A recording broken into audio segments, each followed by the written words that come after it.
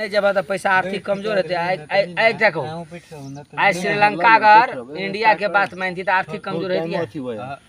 तू हमर बात हम तोर भाई छ भैया तू ई बात बुझल जे भैया कभी गर्दन नहीं काटे छे रे गधा। इस संसार में एक दोसर के बात माने वाला व्यक्ति कतो न कतो ओकर छे सुर नर मुनि जन की यही है रीति स्वार्थ लागी सब कराई क्या ना पूछो। बाबा आप अपना परिचय दीजिए। जी जय श्री राम जय श्री कृष्णा जय श्री राधे हरे कृष्णा हरे रामा। मैं साधक मनोज आचार्य उर्फ मनोज कुमार यादव। मेरा घर नेपाल। शिक्षा दीक्षा मैं भारत से इंडिया से मैं प्राप्त किया हूँ और मैं फ़िलहाल अब नेपाल में। बाबा आप कब से गुरुकुल का संचालन कर रहे हो जो अभी तक नेपाल में नहीं है? देखिए ये गुरुकुल का संचालन तो होना था अगहन में, लेकिन इसको ले जाएंगे हम आपको फाल्गुन चैत में रामचंद्र भगवान जी विजय प्राप्त करके आए थे। वहाँ चैती दुर्गा जो मनाते हैं उस समय में चैत में यहाँ पर गुरुकुल का संचालन हो जाएगा। और गुरुकुल की जो है सो आप ये अनेक प्रकार की पढ़ाई इसमें दे रहे हैं जो आज तक नहीं हुआ है। और नेपाल देश में ये प्रथम ये गुरुकुल होगा, क्योंकि भारत में तो गुरुकुल के और ज्ञानी की कमी ही नहीं है। मेरे देश में बहुत सारा चीज़ का अभी कमी खल रहा है जो मैं देख रहा हूँ। बाबा लोग शहर में गुरुकुल खोलते हैं, आप शहर से दूर क्यों खोल रहे हो? देखिए बहुत सारे लोग आज गांव छोड़ करके जाते हैं शहर में, लेकिन मैं गांव से शहर से हट करके क्यों खोल रहा हूँ इसका विशेष कारण है।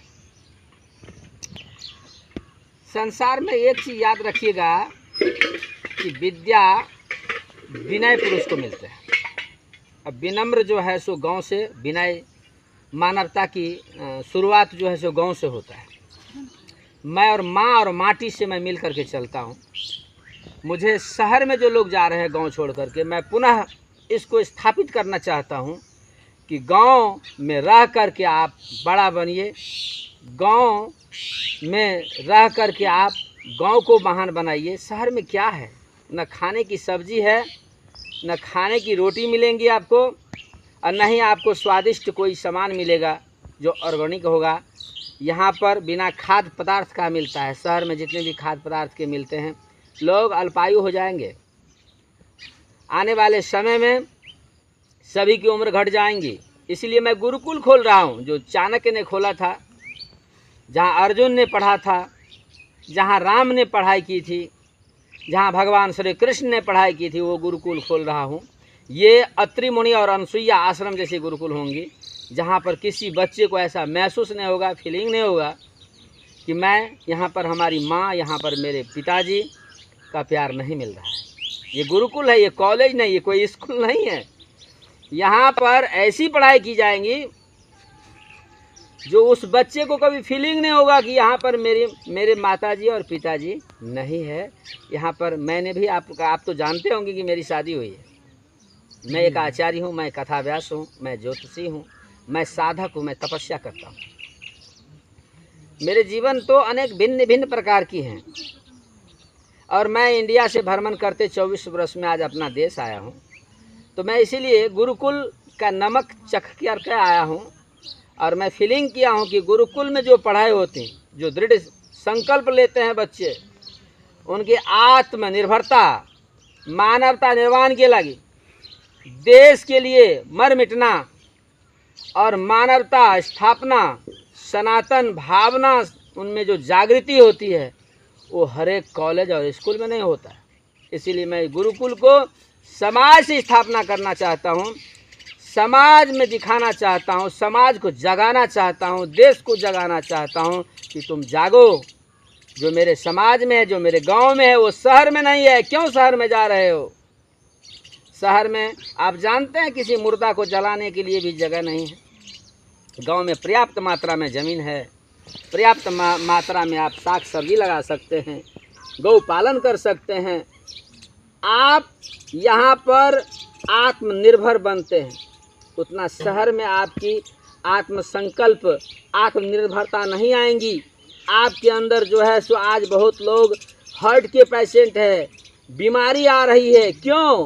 क्योंकि लोग शहर में जाते हैं, वहाँ पर प्रदूषण ही प्रदूषण मिलता है, कोई पेड़ पौधा वृक्ष नहीं मिलते हैं। लेकिन हमारे गांव में सब कुछ मिलता है। जय श्री राम। बाबा आप गुरुकुल का उद्घाटन किससे कराना चाहते हो और क्यों? देखिए, इसमें विशेष कारण हमारी एक लक्ष्य है। मैं फेसबुक के माध्यम से, यूट्यूब चैनल के माध्यम से, हालांकि मैं मिला नहीं हूँ उन महानुभाव से, मेरी इच्छा है कि मैंने एक बार सुना था कि श्री खेसारी लाल यादव जी, वो भी 60 बच्चे रख करके, अनाथ बच्चे को गोद ले करके उन्होंने एक अनाथ आश्रम बनाया है। बीरगंज से भी कई न्यूज़ मिली हमको। मेरी इच्छा है कि वो जो गरीब से मेहनत करके ऊपर आए हैं, मैं उनसे कराऊं। क्योंकि जन्म लेते दूध का बोतल जिसका मुंह में चला जाता है, वो क्या जानेंगे झोपड़ी का हाल। जिन्होंने संघर्ष नहीं किया जीवन में, वो क्या धर्म करेंगे, क्या देश का रक्षक बनेगा वो। इसीलिए मैं चाहता हूँ कि श्री खेसारी लाल यादव से मैं इस गुरुकुल का उद्घाटन कराऊं। और इसमें विशेष कारण भी है। मैं जिस गुरुकुल को संचालन करने जा रहा हूं, सभी की सहायता से, वो गुरुकुल ये मेरा नहीं होगा, मेरे मरने के बाद भी मेरा नहीं होगा, ये सरकारी हो जाएंगे, देश के लिए होगा। किसी जाति, किसी पार्टी और किसी कौम धर्म के लिए नहीं। ये ओनली वन सनातन, और सनातन की साक्षी होंगी, इसमें दृढ़ निश्चय होगा। इसीलिए मैं खेसारी लाल यादव से कराना चाहता हूँ। किसी अगर पार्टी से कराऊं तो लोग बहुत सारे कहने लग जाएंगे, बाबा इस पार्टी का है, उस पार्टी का है। नेपाल देश में बहुत बड़ी ये बीमारी आ गई है। मैं किसी जाति से, किसी पार्टी से हमको मतलब नहीं है। हाँ, रहेंगे सब। मैं हर एक जाति, हर एक पार्टी के महानुभावों से आग्रह करूंगा कि आप भी इस मंच पर शोभायमान होने के लिए आइए, सुशोभित होइए। इसमें मैं सभी का आदर करूंगा, क्योंकि ये गुरुकुल जो है सर्वश्रेष्ठ तमम कर्म को देने वाले गुरुकुल होंगे। तो सभी को बुलाऊंगा। लेकिन मैं खेसारी लाल यादव से इसलिए खुश हूँ कि उनकी भावना को मैं पढ़ता रहता हूँ, देखता रहता हूँ, मुझे पसंद आ गया है। और मेरी इच्छा है कि खेसारी लाल यादव इस मंच पर आकर के गुरुकुल का संचालन अगर कर दें, उद्घाटन हो जाए, तो शायद हमारी आत्मा को बहुत शांति मिलेगी और मैं बहुत अपना आप को खुशहाल समझूंगा। बाबा इस गुरुकुल में देश के कहाँ और कौन शिक्षार्थी आकर विद्या हासिल कर सकते हैं? देखिए, मेन कारण क्या है, इस देश में ये गुरुकुल जो खुल रहा है, वैसे भी गुरुकुल पहले से भी नेपाल में था, अभी भी है, लेकिन वहाँ पर जाति पाति चलता है। शिक्षा में कोई जाति पाति नहीं होनी चाहिए। शिक्षा कोई भी आकर के ग्रहण कर सकते हैं। इसीलिए